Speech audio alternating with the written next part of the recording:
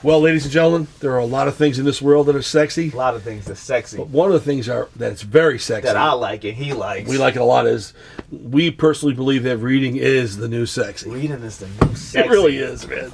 I like the way that sounds. Does that sound good? Yeah. I mean, folks, you have no idea how many times that we're talking about things throughout the day when we see each other and stuff, about books and stuff. And we don't do articles and all these things, but today we just decided to talk about it because we're really in love with reading, and it's made us better people, and it will make you better too. Yes. And tell me a couple things you've been knocking out lately, bro. I just finished that Dark Fields, Alan Glenn.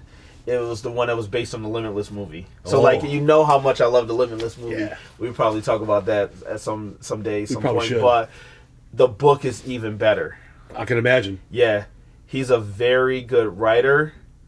And, like, the pace of that book is phenomenal. And one thing I like is, like, I like the creativity that anybody that's in any form of the arts, especially writing, has. Because, you have to have a great imagination. And sometimes what you imagine as a facilitator for something that's not invented or some way of solving a problem that we haven't figured out may be exactly what we need, maybe the solution to the real world problem. So I like to get their ideas on things because it makes me creative. Well, I see that in a lot of books too. There's a lot of speculative, we'll call it science fiction for lack of a better term, or scientific technology in a speculative way that's talked about in lots of books. And a lot of times scientists actually believe in a lot of this stuff themselves, but they don't talk about reading something that's fictional or non-fictional unless they actually experiment with it and they get some success. Yes. But they need that mental stimulation the same way we all do. I mean, as all humans do, actually. Yeah. I mean, the stimulation from a great book just adds, like, X amount of intelligence back into your brain. Like, a lot of things, they go to the recesses of your mind where they don't come out until you get an opportunity to explore it, and all of a sudden, and then it comes back. And you get that through reading. I'm the same way. Where would I be without it? Yeah, I'm the same way, brother. And people always ask me, like, how do you have time to read? Well, I read on my free time. I read on my lunches. I read on my breaks. I keep reading. It's not hard to do. Yeah. If you really want to do it, you can make the time. That's the realest shit I ever said. If you really want to do it, you can make the time. That's right. I found that out. You'll cut out the fat in your life. You'll cut out the BS. You'll make the time to read. I love to read, so I have to read. Yeah, you'll start to notice too, if you read a lot more, you sort of get more in tune with the aspect of digesting fonts, letters, and words, and sentences and paragraphs and whatever. And once you buy into what the author is saying, it flows like water. Yes. It's magical. And when people say, like you just said a moment ago, like, where do you find the time to read? Guess what? Reading doesn't take a lot of time. Mm-mm. When you're really good at reading and you enjoy what you're doing, you can routinely knock easily a 400-page book out in a week and maybe start another 200 pages of another book. Yeah. And that's only an hour or two a day here and there. I do it all the time. Yeah, I'm close to that, but I'm busy and stuff. But I do it, man. Like, and what happens is an hour in the morning, an hour at night, a little bit after I get out of the shower or having a piece of toast. Here it is. It's Monday afternoon. I'm 100 pages into this book. Yes. The magic is that first 50 to 75 words, though. Yes. Because sometimes if it's a new author you haven't tried out, his you language, gotta get his rhythm. Yeah. You get his rhythm going, and sadly sometimes it doesn't work. But I have come back to books over the years where it's like, wow, I put that guy on the back burner of being like maybe something I didn't want to get back to, and now he's like magical. But know what I found? Sometimes that's me not having a comprehension level, and sometimes tired or something, hungry. No, just not understanding the material. Maybe the language is a little bit, maybe the story's a little bit too complex where I'm at right now, and then I come back years later and I'm good. Or sometimes I need to read like similar writers. So then when I come back to his style, that's not really like the guys that I usually read. Then I'm like, okay, I get it now. But I've read like ancillary writers that write sort of similar.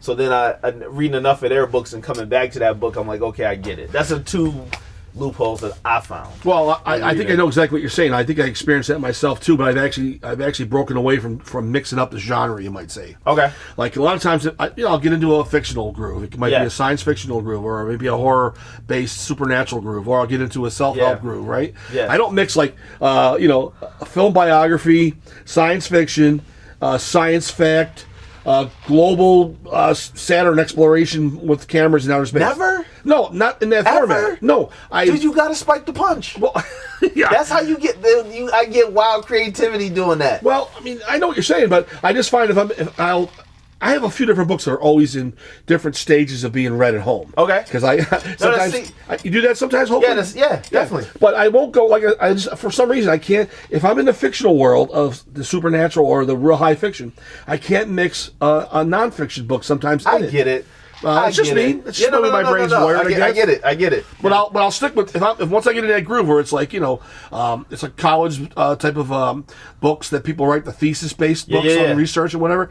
I'll usually be in that groove for a week or three. Okay. Then eventually it's like, all right, That's I'm gonna go over to something else. It keeps it live for me though. Actually, like I said, I like bouncing all of them different That's good. times. I like it. Yeah, your mind is just lusting for that data. Is what it is. It's always trying to make novel connections. Yeah.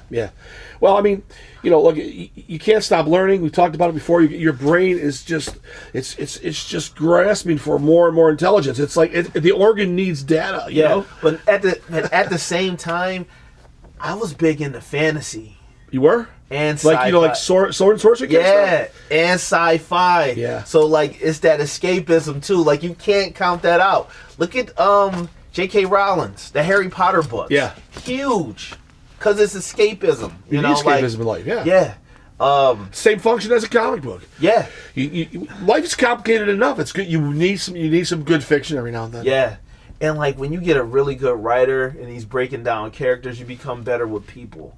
By reading books and seeing how other people treat other people, how they react, getting that first person perspective from the character of how they feel, like that meta comprehension, like that makes you better at judging people and handling and dealing with people. I've had similar experiences when I was a young kid. Like you believe everybody's on the same page when you're a certain age when you're younger. I don't know what age that would be, say 15 to 20 or 13 to 17 or something. And but you're naive because you haven't learned enough life experiences. So you absorb this data in a way where you think everybody's beautiful, but you realize later on as you start to read a little bit more that these fictional books will actually give you different characterizations. Yes. And you can actually supplement that being somebody that I had a similar experience with another person. And you're that's making what a mental model and lining them puts up. Together. Yes. Then you get a better understanding of, because there's people that are always trying to stab you, fuck you. Yeah.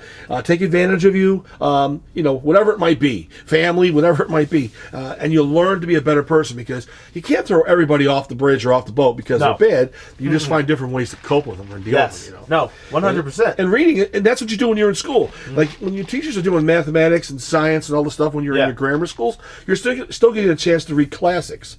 And some of these collections Robinson Crusoe. Yeah, they're fiction. Yeah. And they're dealing with life experience, survival. There's even racism Oliver happening. Twist. And Oliver Twist. How to Kill a Mockingbird. Oh my God, yes, exactly. And you learn language, and you learn the floweriness of that stuff. To Kill a Mockingbird, it was kind of bizarre, but they actually, before she died, she had written a sequel, but she had died and it left unpublished.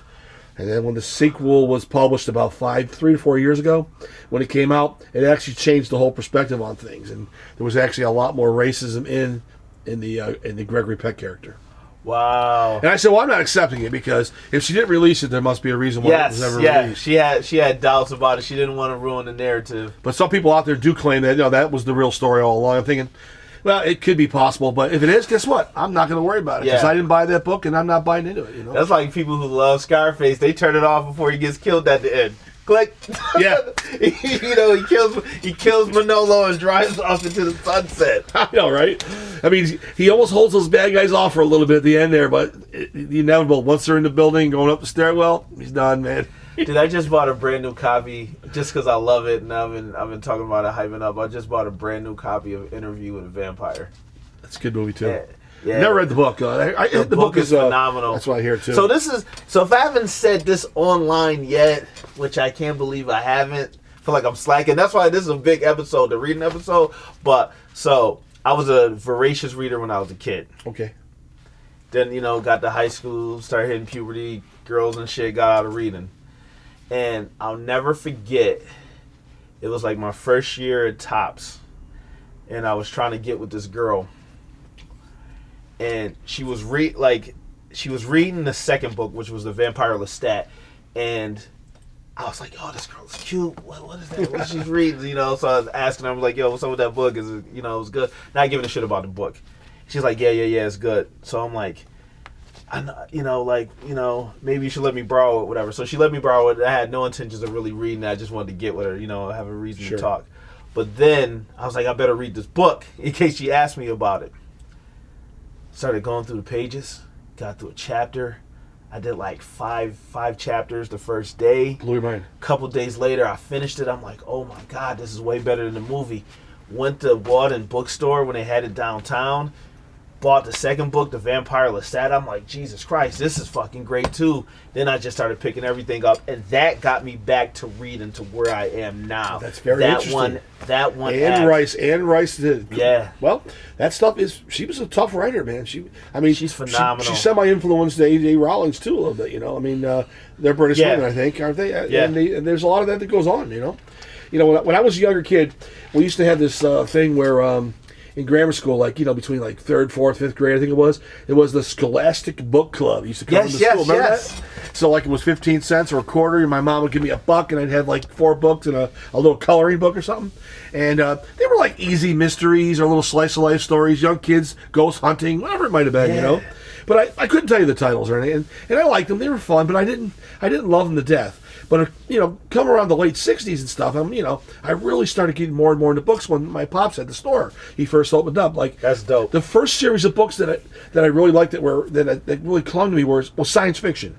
It was Philip Wiley wrote Gladiator. Gladiator was the influence on the Superman story by Simon and Schuster. Siegel and Schuster, excuse me. But he wrote When Worlds Collide, which was a great movie. Well, Earth is a big asteroid's going to hit Earth, and they got to build ships fast because they only got 12 months to get off of Earth to go to Mars or whatever it might be and start human mankind over again. I love it. So after Worlds Collide is when they're there, and that was really good. There was other people who built ships also. But as you know, as a 13-year-old boy, whatever it was, 12-year-old boy, 10-year-old boy, it's like it stimulated your mind. Totally did. Put the battery in your back. I wanted to be in a spaceship, you know. Reading did, man. Sexy. It's just and it is. It's and like even like my young grandkids, I'm really happy for them. They all read. They all enjoy the excitement of a book, and it's just great to see because they talk better, they get along better. There's a lot of things going on that you take for granted, and you know. So let me interrupt. Just sexy. Yeah, let me interrupt and bring it back, kind of full circle. So I remember how I got into reading, and this is so funny because it's almost like bribery. So yeah, back in the day when I was a kid, they had the Pizza Hut Club. Oh boy. And they used to give you buttons, and then you could put stickers on the buttons. But then they came out with a couple years later, and it was to induce kids to read. For every certain amount of books that you read, you get a small personal pan pizza. Yes, I think my kids did that. Yes. So I was greedy, and I wanted to be a little chubby fat kid. I wanted to get these pizzas. So I'm like, yo, I'm going to read as many books as I can to get more pizzas. Yeah. Tricking me, getting me into the habit of reading. So that started me off reading that damn Pizza Hut Club. Well, it's different, but guess what? It's not bad because guess what? It worked. Yes, because I love reading. And other kids probably succeeded from that too. Yeah. I'm reading Ramona and Beesus, Encyclopedia Brown, like all of these books. You know, as a kid that was just a little bit higher than the regular stuff at school. And I'm like, I want more. I want more books. Then I stopped caring about the pizza a little bit. And I'm like, when's the new book list coming out? Such a good thing. Yeah. Such a good thing. It's funny you mentioned the Encyclopedia Brown and stuff because, I mean, I do he was the little detective that would go around. But speaking of like a real encyclopedia, right? You've all seen them, right? They're phenomenal. Yeah. Funkin' Wagnalls. They tell you great little history stories. Yes. You get these great little tales. Sometimes you get some old reproduction of a graphic or a old map or something. And every little chapter was about that big, telling you the story of something. Each one was like a movie. Yes. So I loved encyclopedias a lot as a kid. Dude, I used to walk around with an encyclopedia. Dude, I swear to God. And it's funny. And as I got older, I searched out some of that. Or I would stumble upon certain things. I would find it or search it out. Because I knew they were telling me that story. And maybe I'd seen it in a movie, not realizing that was the adaptation of that, whatever that tale was. Yes. So, folks, make sure you definitely. Well, they don't even do it anymore. I know they're online now, but every family strove to have an encyclopedia set in the house. Yeah, I still have an encyclopedia set in my house. I love it. I still buy them too. Think about how far a lot of people in the great country that we live in, the United States of America, don't read, don't look at encyclopedias. Illiteracy rate is high. Yeah, it's crazy. I mean, the cell phone tablet thing is a babysitter. I get it. And then like it has the auto type, so it starts to type in the word, so you start not even typing in the whole word. Yeah. You know, so you start to fragment everything. It's not good. Yeah, if you want to send what is it, the one that the Apple has? I don't even use it, but you can speak into the phone saying, "Could you please send me the photocopies of the copyrights to the blah blah blah?" Yeah, and it types it up to somebody. People are going to forget how to write. Yeah. Well, we didn't mean to go there. Yeah. Look, it's the new sexy. This was a great episode. Reading is the new sexy. Hit that like button. Hit that subscribe button. Leave a comment if you love to read. You know it. Damn, that was good. Excellent episode. I think we need to do more of those unscripted ones like that every now and then because really rewind that shit. I want to hear. I don't need to hear the whole thing. I need to hear a little piece of that. You got it.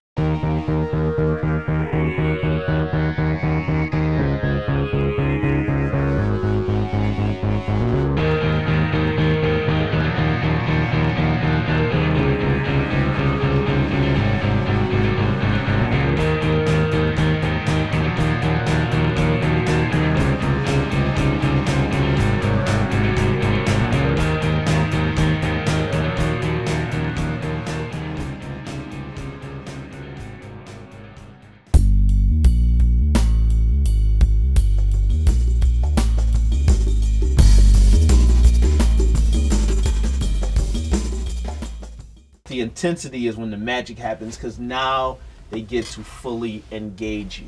So it's like, how do you talk to somebody? How do you approach them? What words do you use? Are you listening, or are you just waiting for your time to talk? All of these things, how you gauge it in that first initial meeting, that first 30 seconds is going to be crucial. Without a doubt. Now, the things you talked about earlier, if you don't actually develop those on the opposite side of the coin, meaning like you can develop those for yourself, but you have to be able to gauge the reaction you're getting from every one of these things you're doing also. Yes. Then you can determine exactly. Coterminously at the same time. You got to be doing it. Because the elements that are happening in stage 4 are the first time you sort of bring it out of the closet. Yes. You're bringing the magic out. You can put the fancy jacket on. You have the confidence to engage with a female or a male, whatever you're into or whatever you want to do. Yeah. And then you'll find out if it works. If it doesn't, don't panic, because... Don't panic. You know what I'm saying? Do your Navy SEALs breathing. That's right, and we've touched upon this in one of our previous episodes, How Not to Panic. How Not to Panic. Please reference that on our page, please.